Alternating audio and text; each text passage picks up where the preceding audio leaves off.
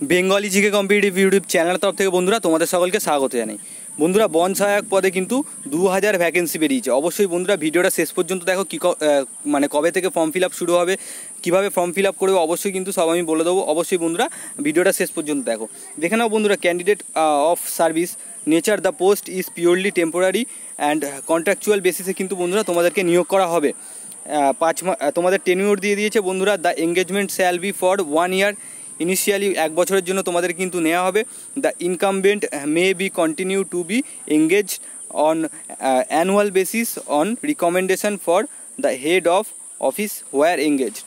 বন্ধুরা তোমাদের কিন্তু এটা কন্ট্রাকচুয়াল বেসিস নিয়োগ হচ্ছে। পার মান্থ কিন্তু তোমাদেরকে 10,000 টাকা করে দেওয়া হবে, এখানে যেটা দেওয়া আছে।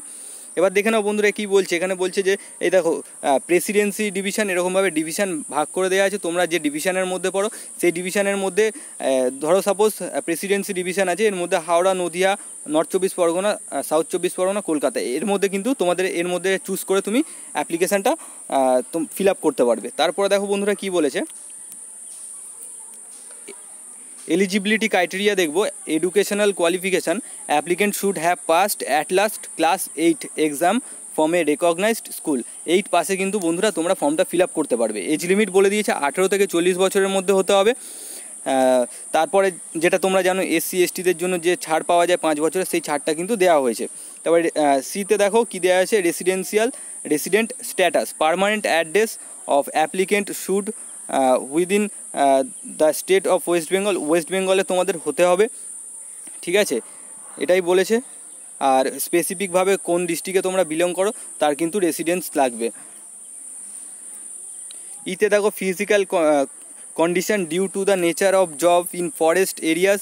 তোমাদের কিন্তু ফরেস্ট এরিয়াতে কিন্তু এই জবটা তোমরা পাবে। Person with physical disabilities will be assessed by the respective engagement board as to their suitably to the nature of job। বলছে বন্ধুরা একটুখানি ফিজিক্যালি কিন্তু তোমাদেরকে ঠিকঠাক হতে হবে, হেলদি হতে হবে। মানে বলতে চাইছি যেটা হেলদি বলতে ধরো সাপোজ পা হাত ভাঙা থাকলে কিন্তু তোমরা এটার জন্য ফিল আপ করতে পারবে না। অ্যাজ লাইক তোমরা বলতে পারো যে ওয়েস্ট বেঙ্গল পুলিশ কনস্টেবলের রিক্রুটমেন্ট যেরকমভাবে হয়, ঠিক আছে, ওখানে তো ফিজিক্যাল তোমাদের করানো হয়, ঠিক আছে, সেই ফিজিক্যালটা হবে না, কিন্তু তোমাদের ফিজিক্যালি যেন ফিট হতে হবে তোমাদেরকে। আর বলছে the following document shall be accepted as proof of resident age and educational qualification and as photo ID. বলছে proof of residence and photo ID, Aadhaar card, voter card, মানে তোমাদের কিন্তু প্রুফ হিসেবে ভোটার কার্ড অথবা আধার কার্ড এগুলো কিন্তু দিতে হবে, ঠিক আছে। এজ প্রুফ দিতে হবে। এজ প্রুফের মধ্যে তোমরা বার্থ সার্টিফিকেট দিতে পারো, প্যান কার্ড দিতে পারো বা আধার কার্ড দিতে পারো। Educational qualification, marksheet of certificate of the last exam past, ঠিক আছে। তোমরা যদি 8 পাস করে থাকো 8 পাসেরও দিতে পারো, বা যদি তার ওপরেও যদি পাস করে থাকো সেটা কিন্তু দিতে পারো। এখানে কি বলছে সেকশন 3 প্রসেস বলছে all application will be initially screened for location of residence for the respective engagement board and the ones that are not summarily rejected shall be then screened for other qualifying criteria. বলছে বন্ধুরা তোমাদের যেখান থেকে তোমরা ফর্মটা fill up করবে সেখানে কিন্তু যে বোর্ড আছে, ঠিক আছে, সেই বোর্ডগুলো তোমাদের মেনশান করে দেওয়া আছে। সেই বোর্ড অনুযায়ী কিন্তু তোমাদের ফর্মটা ফিল আপ করতে হবে, ঠিক আছে।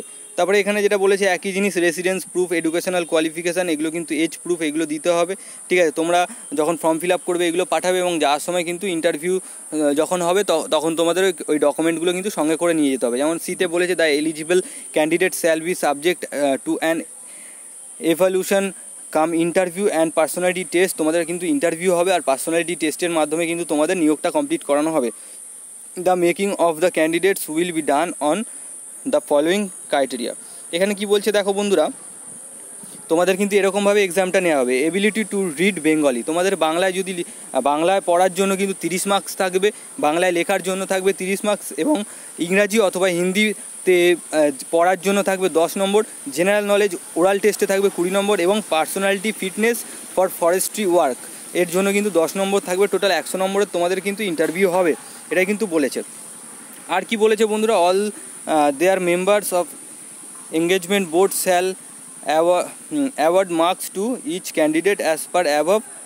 Total 100 merit lists shall be prepared by adding the marks given by each member and organize the evaluated candidate in the descending order for marks obtain out of 300, total 300-র মধ্যে number এখানে বলছে সবাইকে আলাদা আলাদাভাবে দেওয়া হবে, ঠিক আছে। ওই মেম্বারের মধ্যে তোমাদেরকে যে যা নাম্বার দেবে ওইগুলো কিন্তু টোটাল করে তোমাদেরকে মেরিট লিস্টটা কিন্তু তোমাদের তৈরি হবে। In case candidate getting same marks the age of candidate will be taken in consider, যার বেশি এজ থাকবে কিন্তু তাকে নেওয়া হবে। উইথ দ্য ওল্ডেস্ট ব্রিং, মানে যার বেশি এজ থাকবে তাকে কিন্তু নেওয়া হবে যদি সেম নাম্বার হয়ে যায়, ঠিক আছে কোনো ক্ষেত্রে।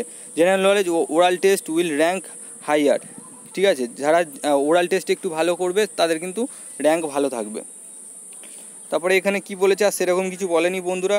Circle engagement board, circle engagement board সম্বন্ধে এখানে দেওয়া রয়েছে, যেমন ডিভিশনাল ফরেস্ট অফিসার, ডেপুটি, এসব নানা রকম কিন্তু সার্কেল দেওয়া রয়েছে। এখানে সার্কেলগুলো দেওয়া আছে, ধরো সাপোজ তুমি যে ডিস্ট্রিক্টে বিলং করো, বীরভূম, পশ্চিম বর্ধমান, পূর্ব বর্ধমান, তোমরা কিন্তু এই সিসিএফ সাউথ ইস্টে যেমন মেম্বার আছে এখানে বীরভূম, এখানে কিন্তু তোমাদেরকে ফর্মটা ফিল আপ করতে হবে। তোমরা কিন্তু যদি হচ্ছে বীরভূম, পশ্চিম বর্ধমান, এই যে তোমাদের কিন্তু চেয়ারপারসন অফ, এগুলো কিন্তু সব আলাদা আলাদা করে দেওয়া আছে। ধরো সাপোজ হুগলি, হাওড়া, কলকাতা, তার জন্য সিসিএফ কনজারভেশন অ্যান্ড এক্সটেনশন এইসব কিন্তু ভাগ করে দেওয়া আছে। অবশ্যই বন্ধুরা এগুলো দেখে নেবে। এছাড়াও বলবো তোমাদের যে ফর্মটা কিন্তু আর 7 দিনের মধ্যে, 7 দিন পর থেকে কিন্তু ফিল আপ শুরু হয়ে যাবে। ফর্মটাও কিন্তু অনলাইনে তোমরা পেয়ে যাবে। অবশ্যই ফর্মটা যবে থেকে ফিল আপ হবে তার আগে কিন্তু আমি ফর্মটা কীভাবে ফিল আপ করতে হয় তোমাদেরকে আমি জানিয়ে দেবো। যাই হোক বন্ধুরা, 2000 ভ্যাকেন্সি আছে, খুবই একটা বড় ভ্যাকেন্সি। তোমরা অবশ্যই সবাই ফিল আপ করো, এবং যদি আমার চ্যানেলে নতুন ভিজিট করে থাকো চ্যানেলটি সাবস্ক্রাইব করে বেল আইকনটি প্রেস করে দিও। ধন্যবাদ বন্ধুরা, জয় হিন্দ।